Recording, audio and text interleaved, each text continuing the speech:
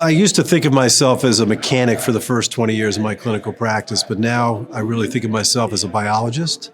And I look at that collagen with the blood vessels and these avulsed ACL injuries, and I say to myself, what am I doing removing all that good, viable tissue? And so for me, ACL repair seemed like a good way to go, but if you really looked at the data, there were a lot of failures, especially for the younger patients. So by adding in the BEAR now, that extra biology, we can biohack the body, if you will, to get that ACL to heal.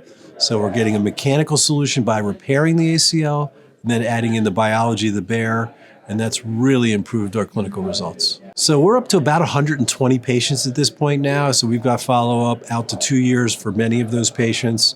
I can quote at this time that my failure rate is 5%, which is about half of what I was seeing with ACL reconstructions.